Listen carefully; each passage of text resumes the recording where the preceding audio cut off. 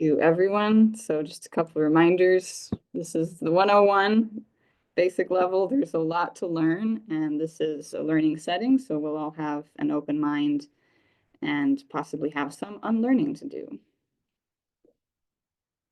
So to begin describing what is money, we start with what money is not. Money is not just for rich people. It is kind of maybe sort of the root of the problem, and money doesn't work the way we think it does. What money is that it's whatever functions as a medium of exchange for our community or society. And the overall quantity of money is a crucial variable for maintaining stable wage and price levels. This is kind of our encyclopedia of monetary reform, and a lot of the info you're going to see here tonight comes out of this awesome book. So let's switch gears and start with the history. Historically, we've used cattle, grain, any sort of trading item that holds intrinsic value. We also had cowrie shells, and then went on to have metal coins, leather coins, then paper currency. Fun fact, in the indigenous Pacific Northwest, the potluck was a gift-giving feast that served as the governmental, legislative, and economic system, and it was that was their monetary system. Then we had the gold standard came into being because gold doesn't rust, it'll retain its value and can be easily traded. Then they installed these non-inflationary banknotes. In the US, there were continentals, greenbacks, then the Federal Reserve Act. So these are all some historical variations, and they have served the role of being the monetary system of a society for some time. And that word monetary system is what we will explore today, because it's one of the most important systems that most people have never heard of. So let's reiterate why we care. Some of the world's problems right now is that worldwide, 1 in 9 people do not have enough to eat. 50% of the food produced gets thrown away. 2 billion people live on less than $3 a day, and the richest 1% own more wealth than 99% put together. Global temperatures have passed the tipping point of 1.5 degrees Celsius, and 40% of the world's agricultural land is degraded. Our monetary system affects all of these societal issues because this societal tree is growing and is currently rooted in this private debt-based interest-bearing money system. So what does that mean to be debt-based? We'll explain very thoroughly, but to just keep a simple acronym in mind, you can picture that before every transaction, before engaging in any exchange, one side is demanding expansion. So debt is demands expansion before a transaction. So the money system regulates the money supply, and the monetary system is in charge of introducing money into circulation and also removing money. For instance, when the Fed increases the interest rates, it is trying to decrease the rate of growth of the money supply. There's also this other branch called the fiscal branch, and that relates to not the creation of money, but the avenues through which money comes in as revenue and flows, and how it then is used as spending. So the fiscal side deals with the flow of money that is already in the system. Government fiscal policy determines what the government spends its money on. An important note is that the money system affects these fiscal decisions. So the monetary policy affects these fiscal decisions. We all know that we need to be investing in solar and renewable energy, protections for our climate change. So what is the hang up? It's always been money.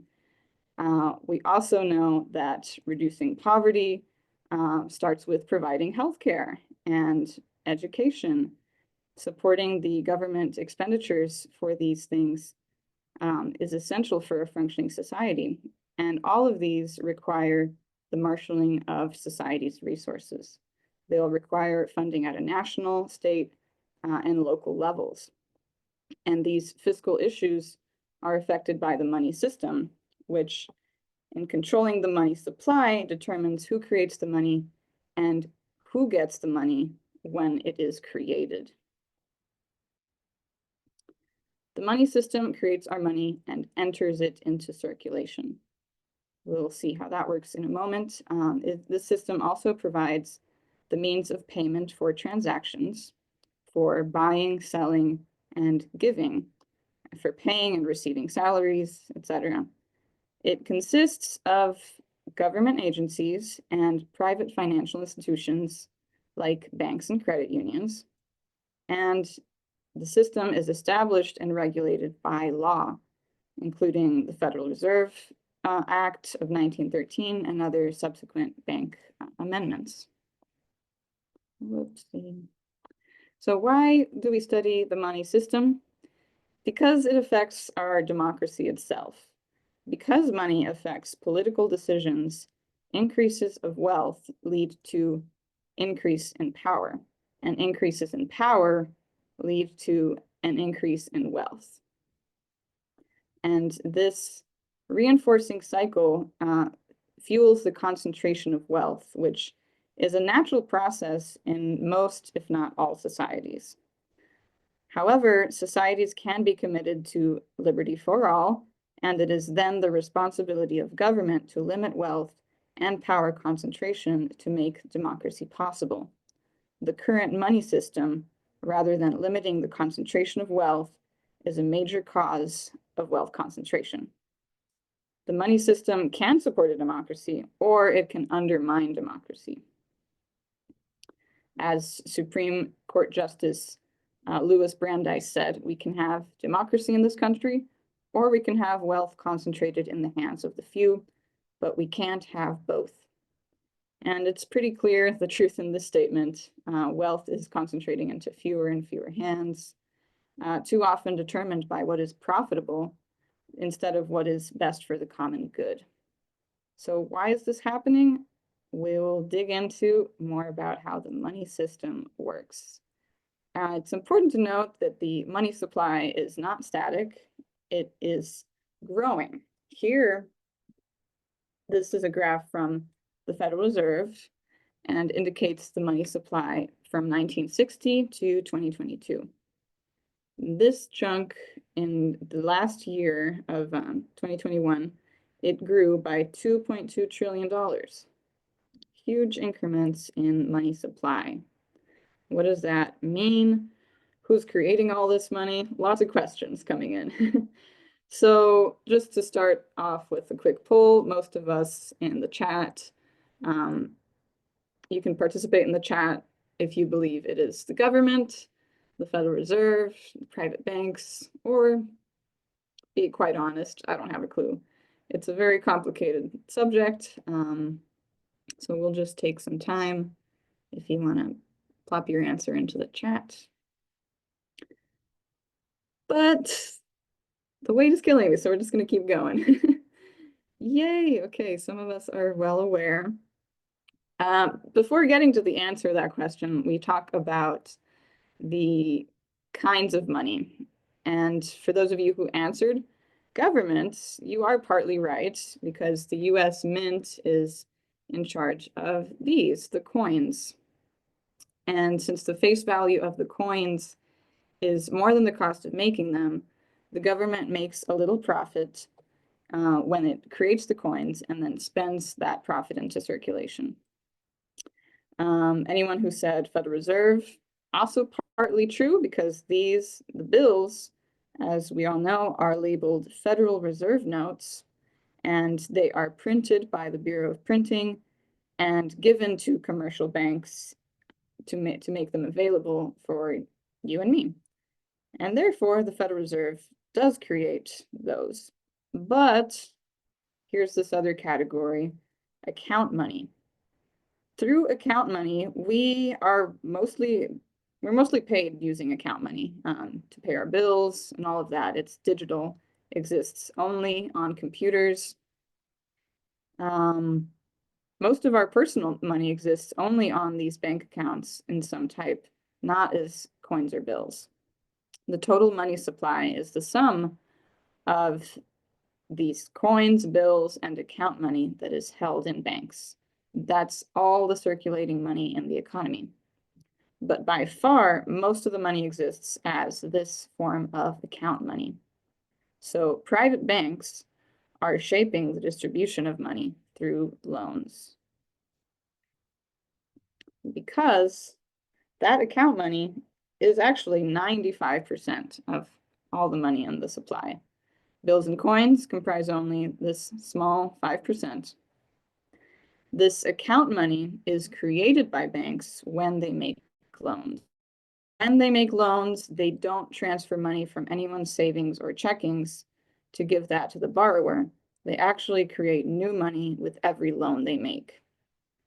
That might strike us as a bit preposterous. It probably felt like that when you first learned it, but it's absolutely true. And here are some, hear it from the horse's mouth, as they say.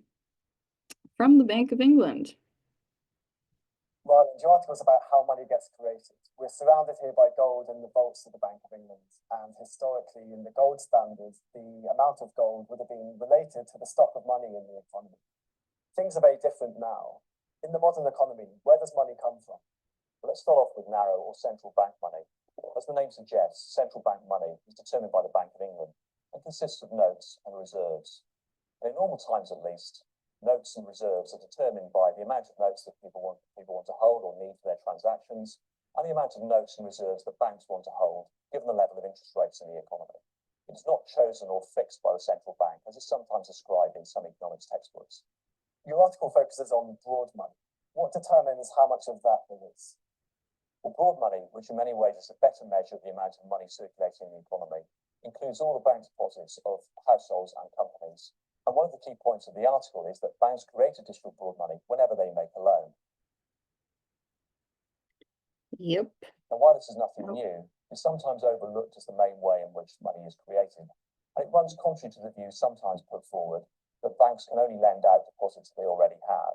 In fact, loans create deposits, not the other way around. Loans create deposits, not the other way around.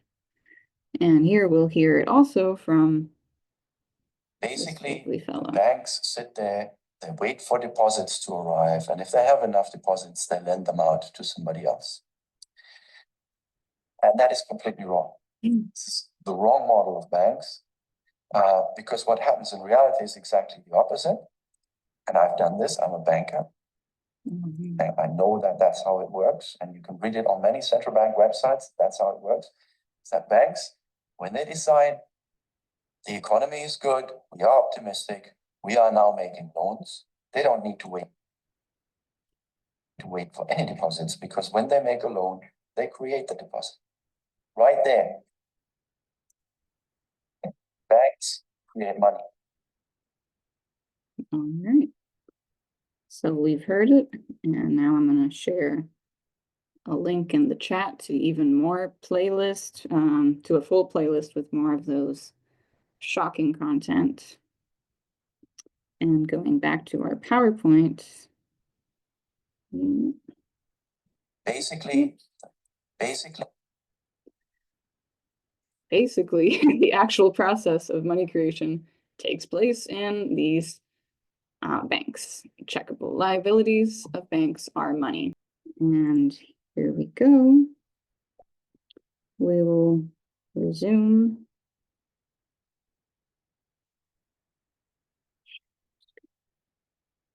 With the two types of money creation. What we usually think is happening is money creation by government as spending. But let's discuss bank money created by banks. Although we usually think that the money is being created by government, when it is coming in through this side as bank-controlled debt credit, It enters circulation as loans and then is extinguished when the debts are repaid. Additionally, the loan interest to private banks is removed, such that there's always this public liability when the money is introduced as debt. In contrast, when the government creates money and spends it into circulation, it stays there except for the amount that the government takes back in taxes. And even that money is spent back into circulation. When banks create the money by lending, it circulates there until the debt is repaid. And then by having the loans repaid plus interest, banks take more money out of circulation than they put in. So on this side, we have a seemingly impossible arrangement, and it only works because the lending rate typically exceeds the rate at which loans are repaid. Bank creation of money has been the dominant form of money creation in our country's history, but there have been episodes of government creation of money, including the Continentals by Benjamin Franklin and the Continental Congress, and also during the Greenbacks and the Revolutionary War with the Lincoln administration. So what we've learned here from this slide is that as a public asset, no debt is attached, and it is not a liability for the public. So what are some consequences of this current monetary system? Basically, because all the bank money enters circulation through lending, there's interest being paid to the lenders on every dollar in circulation, and a flow of money from the many to the few. When government borrows by selling bonds and taxpayers pay the interest, money again flows from the many, the taxpayers, to the few, to the lenders. And wealth concentration operates with a tendency in that you are more able to receive loans based on your ability to pay it back. So that's wealth concentration. And here on this graph is a big picture of what's happening with this wealth concentration. The 10% of people here owning 77%, 3/4 of the nation's wealth. In fact, the top 1% of the population has 35% of the US net worth. And on the right side, these big groups of people, the 60%, only have 12% of the wealth. So concentration of wealth here is arising from several sources, including the regressive taxation and monopoly pricing of goods. But the takeaway of this graph is that for every dollar you have, that means somebody else is in debt. And there always has to be enough profit to pay back the debt. Like this. So if the money creation privilege were taken away from the banks and money were created as a debt-free asset like a public utility, the foundation of this unsustainable and grossly unjust system would be undone without the burden of constant debt, and freed of being constantly beholden to banks and financiers. The government might be able to make the needs and survival of society its first priority. Lending does play an important role in society for the purchase of expensive items like houses and cars, and for investment purposes, but we don't need to tie lending to the creation of money. Banks could work like we think they do and serve as the depositors and the intermediaries for people who want their money invested, or banks could lend from their own equity for investment, as investment banks do now. But the point is, ending the bank creation of money closes one of the major pathways through which the money flows from the many to the few. A second consequence of our monetary system as it is now is that it creates a huge government debt. as the government borrows to cover the gap between the revenues and expenditures. If the government had taken up the same amount in taxes and spent the same amount and made up the difference by creating money itself, there would be no federal debt. Many economists regard these high levels of debt as a country's economy moving through trouble.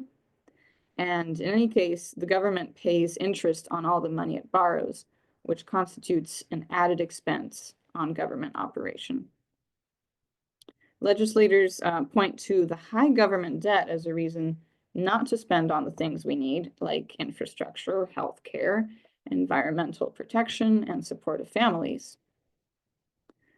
But these are the things that we really do need to fund to meet our human needs. The question is invariably raised when we try to propose healthcare, education, or infrastructure that we can't afford these things, especially in the view of the already high federal debt. But if we have the labor and the raw materials to do these things, why should the lack of money, which can be literally created by keystrokes on computers, prevent us from doing these things? The current monetary system also contributes to the instability of our economy. When times are good and the economy seems to be growing, banks are lending and people are willing to borrow. But the longer those good times last, the more willing banks are to make riskier loans. And all that lending increases debt, and this fuels what happens similarly to the booms and busts. When there are risky investments, the banks decrease the money supply by increasing the interest rates. The willingness of banks to make risky loans when times are good leads to these loan defaults, as happened with the subprime mortgages in the 2008 recession. The current system of supplying money has caused these booms and busts and has amplified the vulnerability of many groups that suffer at the low end of the income scale, because this instability makes it really hard for small businesses to plan, and it really makes those with less reserves suffer most. So this instability is a consequence that we would like to fix. But currently, neither our government nor the Fed has any direct control of the money supply of the economy. The Federal Reserve tries to use interest rates and Treasury securities to manipulate the behavior of banks and investors in order to move the economy in the direction they want it to go. But this graph shows that there's a continual erosion of the value of the dollar through the inflation, from the beginning of the Federal Reserve System in 1913 and to the present. In our current system, our central bank aims for a target inflation of 2 to 3% per year. And yet, this money supply system is not controlled by our central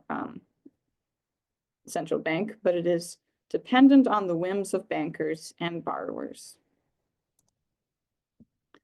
So given all these consequences, inequity, rising government debt, austerity, instability, and a couple more, corporate power, wars, chronic traumatic stress, and mental health concerns linked to money, and racism, this should raise some questions. Are there any alternative systems that we could try for our monetary system? So let's look at the flow of the money in the current system again and see how we could fix it. In this system, we see the banks are in control. It is debt-based. Loans are coming into the economy as the main form of money creation and elimination. It circulates within the economy, government, people, firms, and then not only is the principal taken back by banks, but also the interest. So there's two arrows, and the economy is looking quite vulnerable. What if instead we had monetary reform, put the government, a real democratic government, in control, and they could regulate the money supply via spending and lending. And the trade within the economy would occur between the people, companies, firms, banks, just how we think it works today, and be uptaken back into the government through taxation. Even though some think that money creation by the government could replace taxes, taxes are still necessary post-monetary reform to pay for the work of government and to keep it accountable to the people. Remember, we always use that phrase, this is taxpayer money. That's how we keep them accountable. In addition, inequality in income and wealth distribution will require attention to both the taxes and the spending post-monetary reform. It's important to note, we've been talking about the monetary system. There are many ways it's evolved from the gold standard, fiat, now digital, and there's not a one-to-one relationship between what we call the economic system and the monetary system. When we talk about capitalism, capital, money, system-ism, that's kind of a different subject, referring to how we direct the production of goods and services. But what really matters here is that we have been distracted fighting the verbiage of the economic system, but we've been distracted by the fact that maybe it's the monetary system that we should be reforming. So this is one of those memes we use for outreach. And now we'll explain how we can make the money that serves the public good. So the Alliance for Just Money's recipe for just money is, first, we must stop the bank's privilege of money creation via lending. Then the US Treasury will nationalize, take over the Federal Reserve. And then the outcome is that money will be a debt-free, permanent asset of the nation, and it won't be growth dependent. So we use the hashtags money reform, democratize money, and what we're trying to get at is this need for systemic level change. The goal is to change how money is issued into circulation, providing government with the ability to better direct funding towards the essential activities and common priorities. So how do we get there? We have a lovely petition where we ask for just money, money that is just, referring to it being for justice, for equality, and also it's just money. It's not based in debt. So you can check out our petition there, and we can get one step closer to the economic justice and liberation from the debt money system. And this is a branch of an international movement. There's a coalition, international movement for monetary reform, and there are groups just like the Alliance for Just Money working here in the US that are working with their people and their governments to instill this just money system that works for society and not against it. So we are taking on the challenges of the current money system, and our aim is the creation of money that is free of debt for the public, by the public. So join one of these if you are abroad. We can share the links. And we have several campaigns and flavors of how we talk about the monetary reform message. We've made a campaign about divest and invest into sustainable solutions, because what we're getting to is building that mass awareness of the just money issue. And so we've connected it to the questions of climate and anybody in general who wants us to love our planet more than they love money, and also to the legislative branches. We do need to take the fight to the legislation. So here's some ways you can get involved. We're joining an intro call, and we also have committees, action teams, and study groups coming in. And spread the word, share the message. Don't get blown away with the weird economy news. When you know the root issues, it's easier to find hope. And we're working with lots of different groups, trying to spread the message that in reality, all these groups, capitalist, anti-capitalist, sustainable growth, complementary currencies, public banking, we all in the end want to redesign our money so that it works for people and planet. So if we work together to redesign it in the vision of the just money, we can actually achieve these goals. Other ways that you can get involved is with our legislative action. We have our bill, and it is a couple steps away from getting presented, and then lots of discussion around how it is implemented. But many places where people can plug in, learn more, and get involved. So please do subscribe. We could all use a little change. And that's a wrap. We'll take a good long time for questions. We have some extra slides that were a little bit more advanced, so we skipped them. But yeah, questions.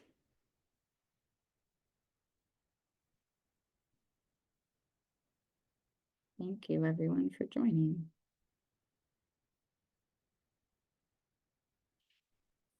We can reform that which does not serve us.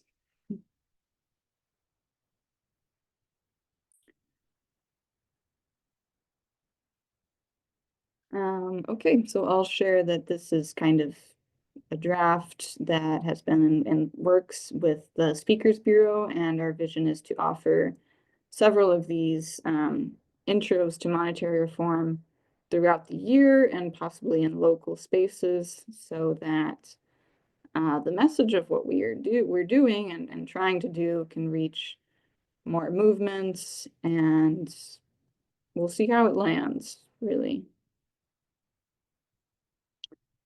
Yeah.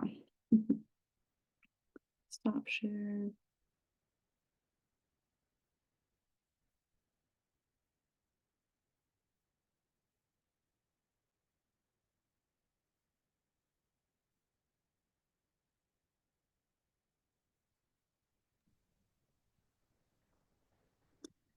Hi, Patrick Cullen got a question about what we mean by debt-free money, so I'll go back to that slide. Clickety-click. So when the money is being created by the banks, it's always tied to somebody has to pay that debt. So it's money that is being created conditional to it being paid back in addition to the interest. So when it works in that way, it's always leaving a void that somebody else has to pay the debt, especially when we're talking about the person who receives the loan then has to pay the interest as well as the principal. So I'll go back to this slide, should be helpful.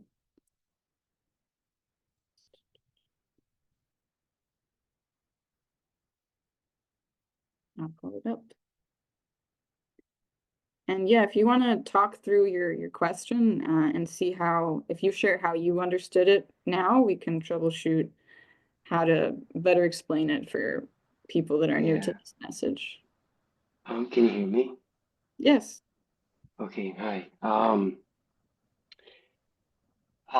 Thanks for hosting this. I've been wanting to join the meeting of your group and getting to know a little bit better of the Alliance for Just Money. My confusion here is my understanding is that money is a debt relationship. It's an IOU. There are many forms of money because there are many forms of indebtedness. When we go to a bank and we open a current account, or an account, an account, we are opening a debt relationship. It's the relationship that the bank owes us because we are lending the money when we on this side of things. I'm not sure what you mean by getting rid of. So there's the idea of money as money makes me confused because if money is debt, then money as money is money as debt. It's money as an IOU. So I'm not sure where we headed to here. And I guess on the more policy side of things, I'm wondering, are we trying to get rid of banks having power to making loans and creating money through loans? I'm confused. I pinned Steven so he can take a stab at answering. Let me try to answer your question, Patrick, and the question too. It's the same one. Oh no, it is you are Patrick for having that question. The way I like to explain it, there's a moral way, a good way for a private bank to lend money, and there's an immoral way to do it. So let's go over those two ways, Patrick, so we clearly understand the difference. Now, I want to make reference. There's a fun movie people can watch. It's called It's a Wonderful Life with Patrick Stewart. And there's a question about it, by the way. It's called the Savings and Loan Bank he's working for. And the idea in a savings and loan bank is that people bring in their deposits and they establish an account. And you're right, Patrick. Legally, those people are putting money into the bank or giving the bank money, and they are in essence loaning the bank that money. And they may, if it's a deposit savings account, they may get interest. If it's a checking account they're putting the money into, they're saying they could take it out right away. And it's more of a holding account, and there'll be little or much less interest for that. But it is the banks holding on to that money too. So you're right about that. Now, if you come in, Patrick, and you want to get a bicycle or buy a car or buy a house, you want the bank, and you don't have enough money, and you want the bank to lend you that money. So when the bank lends you that money, Patrick, if it takes everybody else's money who's been depositing it, puts it in together in a lump sum, enough to give you your house or bicycle or car, then you get the money, and it's money that actually comes from those other depositors. And those depositors have, in essence, given you the money, and the bank is an intermediary. And legally, the word intermediary is an important term to understand it and how it should be used. It's a good term to distinguish this, and many people use it for that reason. So does the person who Fernanda put up there, a guy named Michael Kumoff. His picture was in the slideshow. He makes that distinction clearly too. And he's a central banker. So now this is it. In the movie, if you come in and get that loan and say it's Patrick Stewart, he's the star of the show, and you're getting a loan from him, if he just puts money in your account and he doesn't get it from any other, from an accounting standpoint, from double entry bookkeeping, if he gets that money from nowhere else, but he just puts that sum in there into your account, the bank then is creating that money. If he takes other people's money and say, okay, they can't get that money anymore because they've made an investment and they want to make an interest rate off of their deposit, a bigger one, and they want to lend you a mortgage to buy a house. They give you that money. They then put that money in your account, and it comes from all of those people. That's a moral system. But if Jimmy Stewart just takes that, just creates the money by putting some, whatever you need for the house, 100,000 or $1 million, whatever, and he just writes that figure, puts it in your account, that's where the bank creates the money. And legally in our accounting system, they can do that. They're creating the money at that point, Patrick. Does that help a little bit in understanding the two ways you can actually get other people's money, or you can get money put in your account, and that's called bank credit. And when you go out and buy your house, you're actually then using that money, and it becomes a purchasable medium, which is then, or it's then called, it becomes purchasable, and it becomes money in society. And it's called bank money. And it's bank created money. And that's how the Federal Reserve calls that money. It's called bank created money when that happens. Does that help a little bit? Do you have any more thoughts or questions, or something circling in your mind about that? Yeah, if we're talking about, I guess, so bank money is what seems to be what you're calling, or what's in the slide as money as debt. And we don't want that to be a power of the banks anymore. We don't want the banks to be able to expand the monetary basis, right? That's the idea. We Right. want all the money to be coming straight from central bank. Um, Yeah. so, but so how would that be? Are we thinking of the central bank becoming a market player here? How do we? So my Okay. understanding is the central bank creates money endogenously, right? Depending on the demand from the market. But how does it provide the necessary amount of money that the market needs, that the people, the investors, the public demands? What it seems pretty radical what's being suggested here. There's a big we're basically doing away with a lot of the power of the banks to come in. Yeah, I guess that's where I'll stop for now. Okay. Well, let's look at you've mentioned two key players. We need to distinguish them a little bit. One is the government, and we can do, and with the government, inside the government, we can say there's the Treasury. In the United States, it's the US Treasury. In England, it would be the Exchequer. And an important difference, though, too, that we like to make is that the Federal Reserve is actually owned by the bankers. All of those buildings, they're maybe, I'm not sure about the Federal Reserve in Washington, but those are bankers' old buildings, and they run the system except at the highest levels where there are some appointees from the president confirmed by the Senate. But outside of that, it's a private bankers club, if you will. And it's only bankers that run the Federal Reserve System, and it's bankers who make up their voting and who are their members. So it's a very it's very strong orientation just for and by and useful for bankers, and maybe not enough for the public. So one of our goals is to make it a public institution.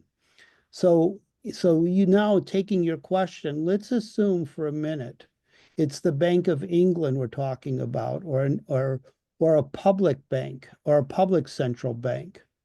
And the public central bank is creating money, and it can be done in different little ways, but say the government puts together a budget. The Treasury, they decide they want so much money for climate change, they want so much money for education, they want so much money for social services, and so they can create the money debt free, and the government spends that money. And And I would suggest to you, Patrick, is one simple way to think about that money not being inflationary or deflationary, not too much or too little. That the secret is, I'm going to tell you right now, is they create enough money to give everyone who wants to help society a good job with benefits, with health insurance and pension, okay? And that money won't be inflationary, and you won't be getting government buying too much if you're actually putting people to work. If you put more money into circulation than that, then it's inflationary. Then there can be a problem of too much money coming into circulation. But let's look at something you might be thinking about too.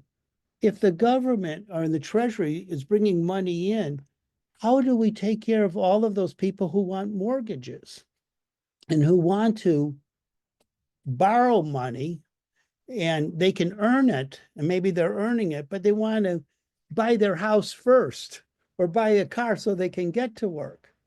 So there are people who need to borrow money, and at the Alliance for Just Money, we're not arguing against private banks. People can come in. So say, Patrick, you got a great job and you got money, and you go to the bank and you have extra money, and the banker says to you, Patrick, how much risk do you want to take? If you don't want to take any risk, you can put it in here and it'll be risk-free and you can do with it what you want. But if you want to take a big risk, well, you can go behind credit cards, because credit cards is like an unsecured loan that people have. And in your money, people will be spending your money, and you just got to pray or hope they really pay their bills, and they want a good credit score to pay their bills, and you're counting on them, but you get a better interest rate there. It's a bigger risk, but say you want, that's too risky. So you say, okay, I'm going to give you money for buying a house, or I got extra money and we can put it and pool it together. And we could even do this internationally. It's called peer-to-peer lending, by the way. But you can pool that money together and then make home loans. And you know what we'll give you? We'll give you a break. We're going to give you average good interest, not great interest, but good interest. And you know that it's backed by security, what's called collateral. It's backed by that collateral, okay? So you should be pretty safe, but we did have a crash 10 years ago, and we had some crashes recently. So you may even want more safety, but you do still want to earn some interest. And right now, instead of, by the way, generally, we might be working towards 2 or Fernanda even went up to 3% inflation. You know what? We can have a system that's not even oriented towards inflation. So if you're not making a big buck, why don't we design a system? It's up to us. We can design a system that's very low inflation. And but if you do want to make that money, and maybe you just want to make a low interest rate, maybe to cover whatever little inflation that comes about, you can have a low interest rate by putting your money, say a company wants a loan and get something out, some product out, and you lend them money for a short term. And it's a preferred loan that gets paid back before anybody else, even if the company goes bust. It's an asset. So it's a more secured asset. It's a preferred loan that you've bought at the bank, and then you get a little interest and you're more safe about it. It's a safe bet. So that's how we should be thinking about our monetary system in the future, and whether we have private or public. And in some notions, some people would like to see more public banks. And if they have more loans, maybe we have more loans or bank loans or mortgages. And if they make more money out of the mortgages, if it's a public bank, then we already know it's being used for public purposes. So going back to does that help a little bit, question, Patrick? yeah. I want to take a stab at answering it too, that a debt-free money is what we already use when we're dealing with the coins and bills. Those are already an asset. So thinking of money as a utility that's circulating freely. And you questioned, how do we know how much of that supply we're going to need, how much of that utility needs to be in circulation for everyone to get their needs met?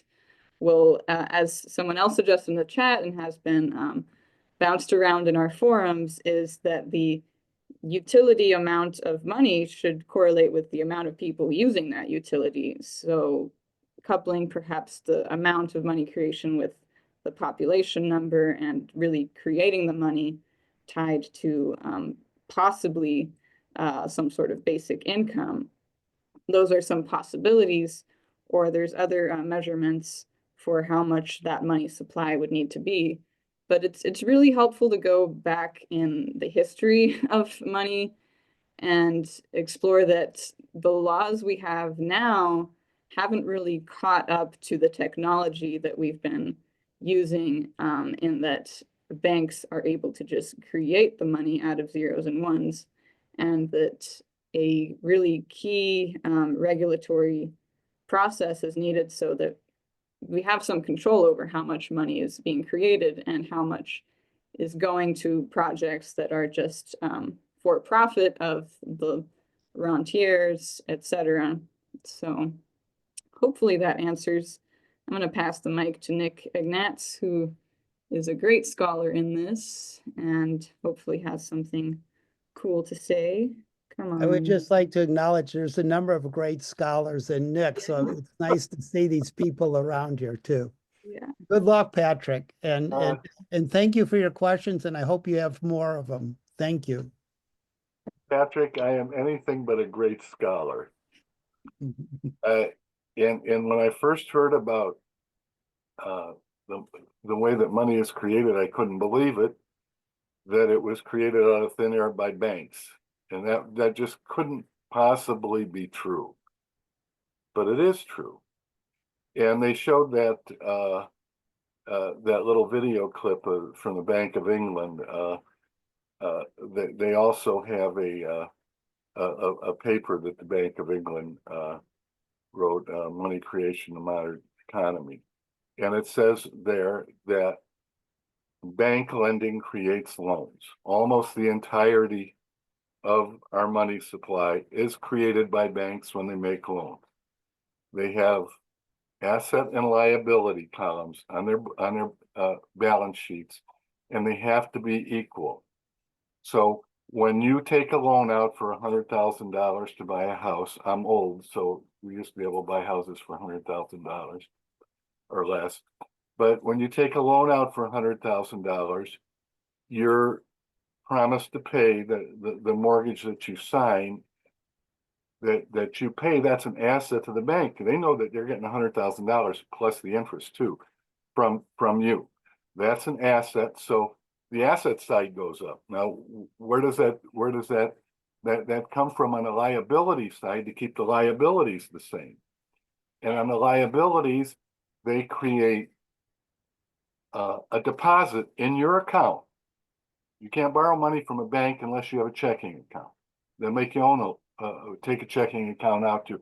They put a deposit in your account. You don't even know about it. $100,000 deposit. You don't have any access to that money. It's in there though for their bookkeeping purposes, and that's the way the money is created. Now, when you start paying that off every month, your payment, which is principal and interest, the interest they keep. They may have to pay a portion of that to the central bank. They're dealing with them, but the interest, they keep that and they reduce it with each principal amount, so that when after 30 years or whatever your life of your mortgage is, if you pay it all off on time, that it ends up zero, so there is no money left. And that's where the majority, they say 95% or even more of our money comes from. So that's money is debt. Now, what we're talking about is publicly created money, this just money, where the government would create it. So we would keep the banks in business and they would continue to make loans and everything. They just wouldn't be able to do what I just described. They wouldn't have the power to do that. they could only loan out money that already exists. They couldn't create it. And the government would create the money and spend the money into existence for the things that we need. Somebody mentioned in the chat, universal basic income might be something, and a real national health care program for everybody. All these different things, we could decide exactly what we want. As far as the government, if they create too much money, possibly we could have inflation. So there would have to be a control on how much money is created. But they would also be taking tax money from us too to fund these things. So there would be some increase by creating more publicly created money and also tax money to fund everything. I did write a book about it, Money Creation 101. Go to Amazon and read it, and hopefully, but it's hard for us to believe that this is actually the system. And we've had a struggle in society for hundreds, thousands of years to get our hands around how money is created and how it should be created. Mm-hmm. Yeah, as Nick mentioned, that is a possibility to go tying it to the population, but it could also just work like a government grant program where we decide to create a certain amount of money for climate change, for medicine, for healthcare, and that would be how it comes into circulation. All right, we've got Mike. You got a question, comment? Unmute yourself. I'm sorry I'm laying here in bed, but I fell while I was skating because the weather got cold enough and I think I broke my rib. But anyway, I've been told by a psychiatrist that I was concrete, and I thought it was a compliment that I was very strong and solid and stuff like that. And then it was pointed out to me, no, that means you can't do abstract thinking. And so I'm using that as as a preface to tell you the thing that freaked me out about going to I just got an email. I went to the thing. I saw Steven Zarlenga. He was talking about it. And the thing that really blew my mind is he explained the way it worked, that, you have to have collateral to get a loan. And then if you have enough collateral, if you're buying a house that's nice enough and there's enough people that want that house for that same price, they're willing to lend you the $100,000. But it's got to be profitable for them. Mm-hmm. And so it's that profit key. And so what they do, because I've also read Smedley Butler, War is a Racket, when the government comes to the central bank, to the Fed, and says, we passed this thing, we're going to, we need to defend ourselves, we need to build a battleship. They borrow the money, they're paying the interest and everything. But the thing about the battleship is they fill it with missiles and bullets and people and all that stuff. And then they send it out into a war where it gets destroyed. And so it's very profitable for Northrop Grumman, Boeing, all these companies, all these banks. And then when people get to sitting on the Armed Services Committee, they need to run for re-election and stuff. And so you get all of this stuff hooked around. And so what it does is, by having the money private and based on profit, it has to, because it has to make that profit, they have to go for something with sure profit. It's not for the good. It just occurred to me. All that money that Elon Musk has is totally worthless to the world except for making more money. And then what they do, because they tend to, they're lending their money to people with the collateral. It's the people who have more, who have accumulated more, or who are going to war or defending their country from invaders or whatever. But the thing that freaked me out is when you make the public money and it doesn't have to be profitable because it's just created for the general welfare, which is right there in the Constitution. Because it doesn't have to make money, you're actually investing in the citizenry of the entire country. When you're making education, healthcare, and you know, you're making these expenditures for education, healthcare, and infrastructure, it benefits everybody, not just a couple of people did really good on that deal. It's like everybody's better, because if your neighbor is smarter, that's better. They're buying another car, they're, you know, the whole economy keeps going. But because of the private banks having to have money, you can't do it for the benefit of the world. You can only do it for the profit. And so what really blew my mind is when you create that money like that and you're investing it in people, it's so beautiful to think about that that money is going to help people. And imagine if everybody could get as much education as they were qualified for. When people ask me to imagine what would it be like if we, you know, it's scary to think about, destroy the money creation from the private banks. But the thing is, all I can think is, man, these people, they're going to be going to school. They're going to be getting the jobs they really want because they have the health care. They don't have to stay in a crappy job for health care. They can go get the education and do the thing that they really love. So it's not work for them. And so then everything starts to prosper.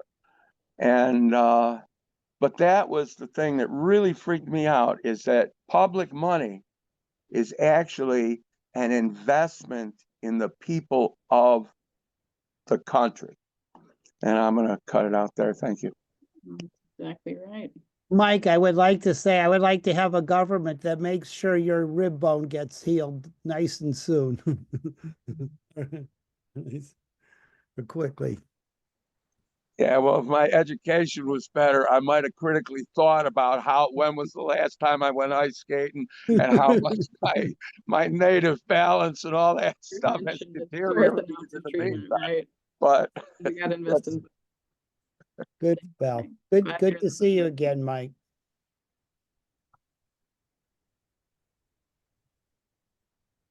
Yeah, go ahead, Janice. Texas buddies. Mike, I just want to thank you from the bottom of my heart, because all my life, I just turned 75, and for all those years, I've been afraid to care about the publicly. I mean, I do it privately and personally. Like, I love everybody and I want everybody to be happy and have everything they want and all that. But you've had the courage to say this stuff, and my God, I can go out and say it too if you did. So thank you.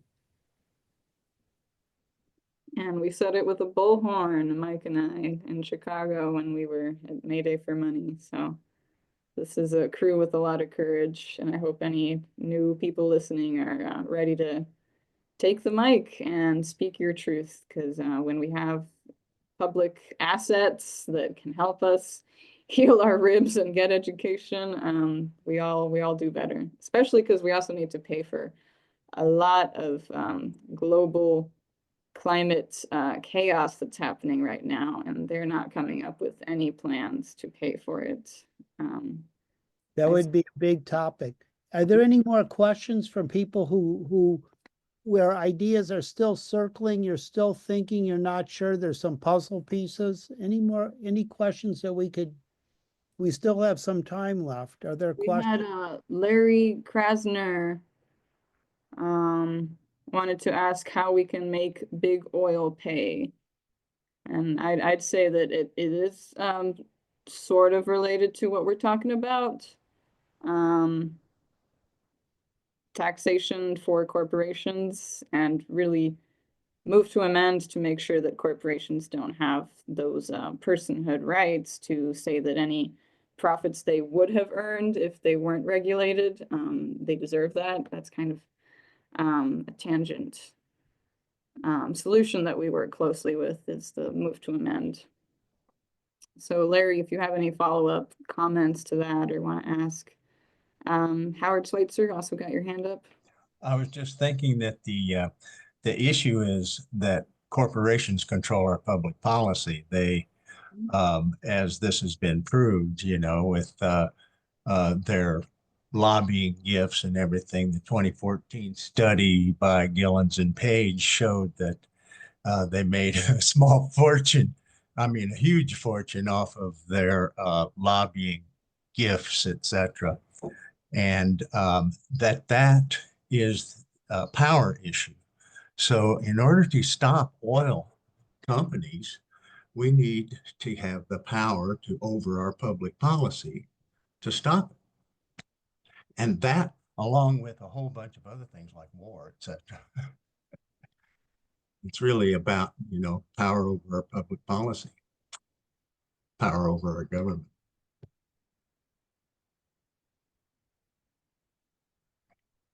That's my thing. My response to Larry is to say, good thinking there. Corporations pay 8% of our taxes in this country. And we as people are paying the lion's share. And we need to be able to get a fair share from the corporations. One of the problems is if you go into bankruptcy now, individuals suffer the most. Corporations, they've got the lawyers, the lobbyists that people have talked about here, and the laws are written in their favor. So bankers really have gone into jail in the last recessions, even for negligence and fraud, because they just paid fines and got out of jail card free, basically. In 1987, around more than 1,000 bankers went to jail for the fraud that was committed at that time. Now it's near zero. It's because they've used the law, and the law has defined capitalism with the benefit of corporations, with limited liability corporations in their favor. And the oil companies are very much historically a part of that, and they have a very strong traditional role, and they've kept up a strong lobbying group in Washington to keep their rates low and their profits high, their costs low and their profits high.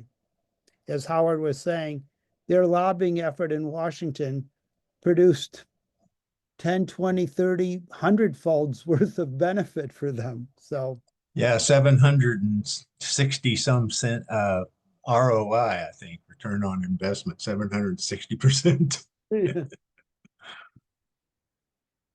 So fairness has a way to go, but we have to start somewhere.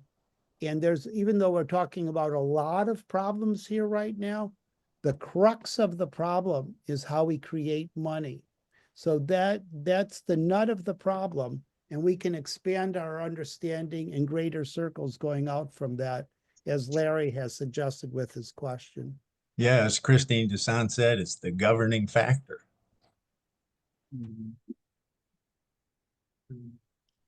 Yeah, we trying to get the message out. I'm gonna read because somebody did mention the US Constitution. It is in Article 1, Section 8. Congress shall have the power to coin money, regulate the value thereof, and of foreign coin, and fix the standard of weight and measures. And we have this on our bookmark. We also added, therefore, we the people should be in charge of the money supply, not private commercial banks. Join the Just Money movement, hashtag democratize money. You can order some of our message sending bookmarks, and yeah, drop them in all the books you read at the library. Did anyone have anything else to add? Lucille, wanna harp in?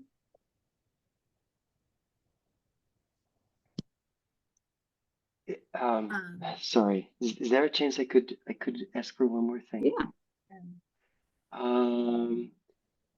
Well, I just got here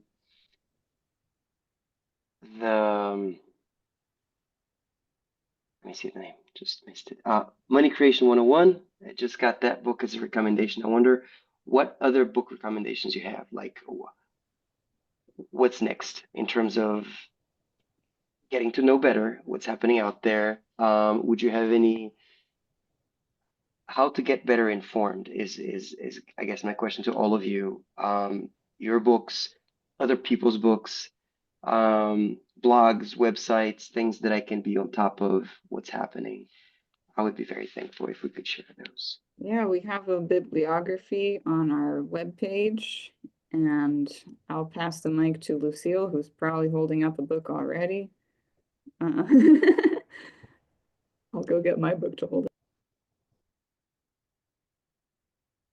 Yeah, let me speak up. There's a short book called How We Pay for a Better World. Maybe that's what Fernanda has, but you know, it's pretty introductory, good. We can, that's on the website.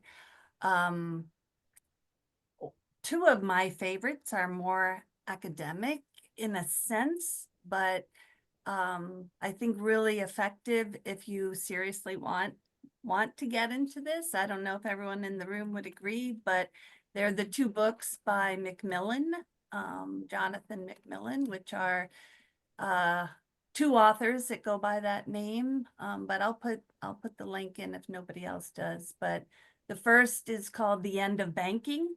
And the subtitle is, I think, Money, Money and Credit in the Digital Age. And that was 2014. And it is based on the Fed. The data is focused on the Fed, even though they're from, I think, Switzerland, somewhere in Europe. But it really was trying to make sense of what happened in the 2007-8 collapse.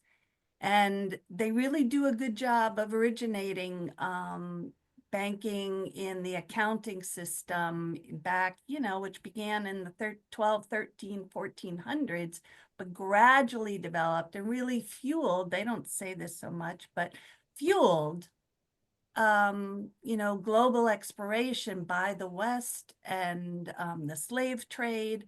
And it's an extractive system that in the immediate term really let loose human labor power, human resource, but was constantly extracting value from the work that people did. And, you know, that's the growth imperative built in. And they have a new book. We did a webinar with them in September. They spoke at the AMI conference. That's a 2024 book. And I think it's called, what's it called? Capitalism.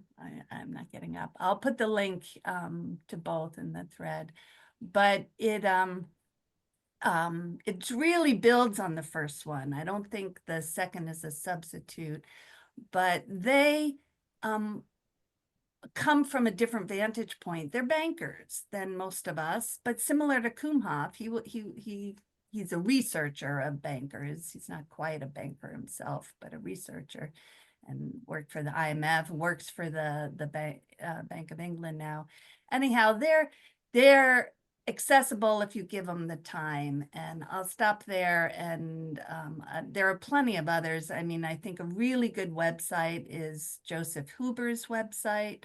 I'll put the link to that too. But he's a German sociologist of economy and ecology. And his work, you know, it's translated into English. He's spoken many times at the American Monetary Institute. It's maybe a little harder to read. You know, it's just maybe a little more theoretical, but it's very on target.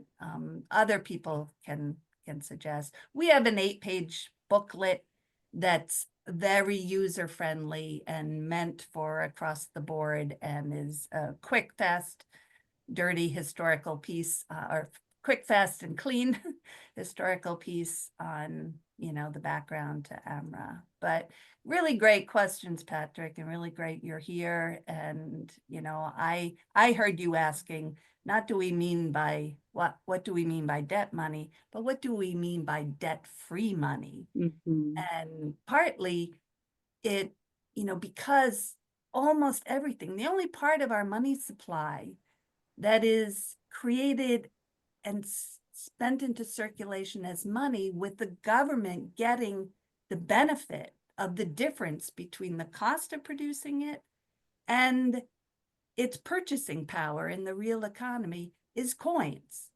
The government does also produce the bills, it prints them, but they don't enter the government's accounts at their face value. The Fed buys them for the cost of producing them. And it gets that the benefit that accrues is called seniorage. It's its old term, but it's a difference between the cost of producing it and its purchasing power. And all of that benefit currently goes to the private banks. It should be in the public sector. And that's what we're trying to change. And whether it's coins, whether it's paper notes, whether it's account money, it should all be on a public ledger, you know, in the treasury or in a public central bank, as a public entity. So I'll stop there. I said that again, and I will now. So we've bombarded you all with a lot of resources in the chat. If you need a tip on how to save the chat, there's those 3 dots. You click right next to the button and it'll allow you to save it for later, or just open the links now and buy yourself some books. We'll have more book clubs coming up soon to just explore more in depth. A whole lot of bibliographies and recordings of talks like this on YouTube are available. And yeah, opening the floor, last call for questions. Hi, Eternity. Wonder if you have any questions. And if not, I'll just put on the video with music. That There's has a like question in the chat. Oh, Just let you know. oh yeah. Not the US, as we know. The question is any country closer to the ideal?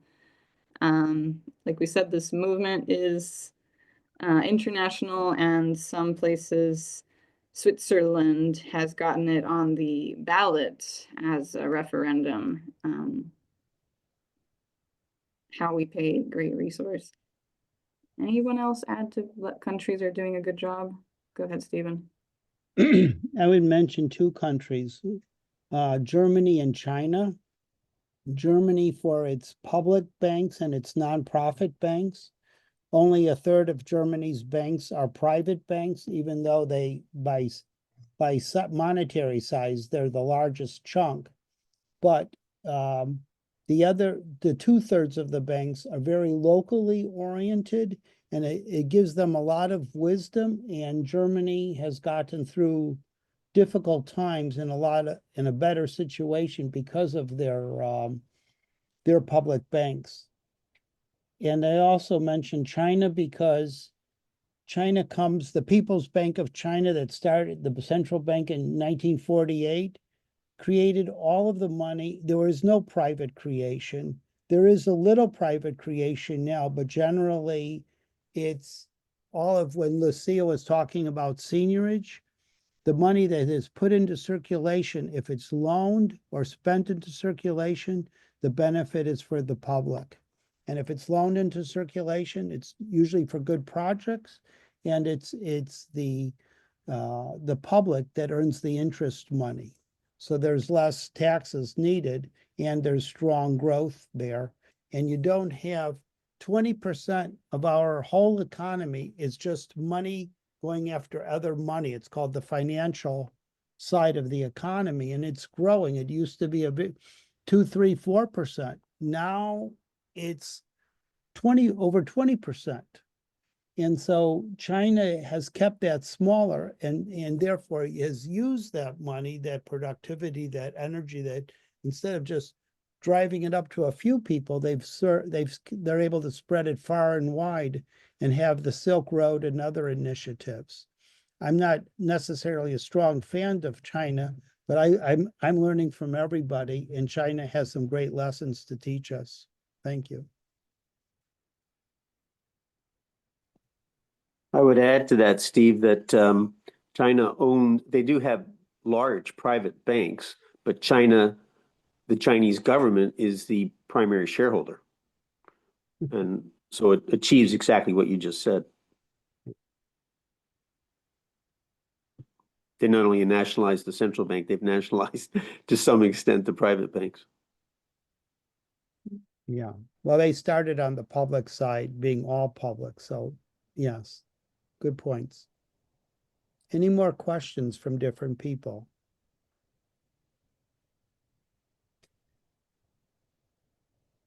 is there any show, was this helpful? We have a few minutes left. Was it helpful for people? Anybody want to put out, like, put a reaction and say, good, helpful, something? That would be immensely helpful as we polish this up and take it to more crowds. We Yeah. have different versions of this talk, more for like the activist climate crew. We have some more artistic versions of the message with music and memes. So that's the many flavors that we're bringing this. And to close, I'll just share this lovely composition with some of the memes we've put together. And hopefully the sound works good. Oh, I did screen share, but I'm gonna make it large. Oh, no, large. No.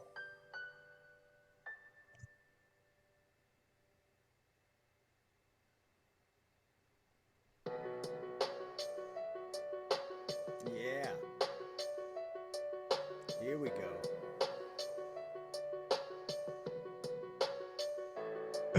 I've been thinking about the money, it's been shaking my mind.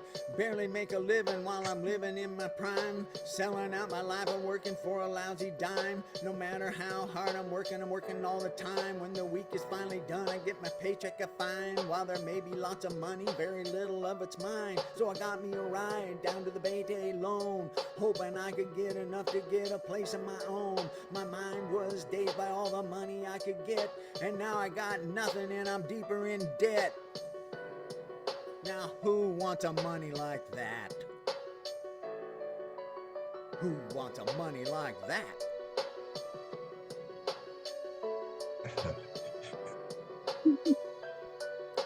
The system is disgusting. That's why I'm out here busking, and the rich are getting richer while the infrastructure's rusting. I'm working 3 jobs and still the debt is crushing the homeless population, learning not to be so trusting, cause the system don't care or listen to your fussing. To Congress only money talks and you can hear it cussing. The banks control the money for the profits of a few, and they make a lot of money, but none of it's for you. It's all about the power and it's all about control. They're gonna use the money to enslave your soul. Now who wants a money like that? Yeah, who wants a money like that? Ah, but money shouldn't be some money-making deal. It's time to change the money, time to make the money real. You know how injustice and corruption makes you feel, like the world is against you and you got no way to deal with the awful aggravation watching greedy bankers steal. Now we can do it better, the solution's been found. History shows us how we can make the money sound. Create a public money that can pay it all down. An asset that is always circulating around to make a better world with our feet all on the ground. Now who wants a money like that? I want a money like that. I want money like that. Thank you, Fernanda. Like that. And thank Oh, you, you have Howard. seen this one, Howard? Yeah. I didn't expect that. I would Thank just you. like to say, Fernanda, and to all of you, I'm a neophyte with all of this, so I am learning. So this, of course, has been very helpful and informative. And so don't be disturbed if I'm just listening and writing notes, because that's what I'm doing. And I thank you for this opportunity. Will there be something on tomorrow on Zoom? Will there be something I tomorrow? may have written it wrong on my calendar because I was anticipating something on Zoom tomorrow. And by accident, I happened to check in and say, they're already on tonight. Interesting. Well, not tomorrow, but on Thursdays in my book club, we're reading Parable of the Sower, and I expect we'll mention a little bit of like the money system collapse. If any of Okay, well, I guess I wrote it down wrong, but I'm glad I got in, even though I'm Yeah. late tonight. Good to see you, Eternity. Good to see everybody. It was it was perfect, Eternity. Thank you for being here. Thank you all. Thank you. If you make Nice sure to meet you. you get on the Alliance mailing list, there are other upcoming events, or there will be, and you'll get notified by them about them. Okay. So, All right. All right. all free too. Okay. Thank you. Accessible. Awesome. Well, go ahead and subscribe, everybody. That's the end. Have a great night. Thank you Thank very much. you. Bye. Thank you. Thank you. Good night, everybody. Good Thank Good night. night. you, Good night, Mark. everyone. Thanks, Joe. Bye-bye. Your wisdom, Steve, Thank you. Patrick. Awesome.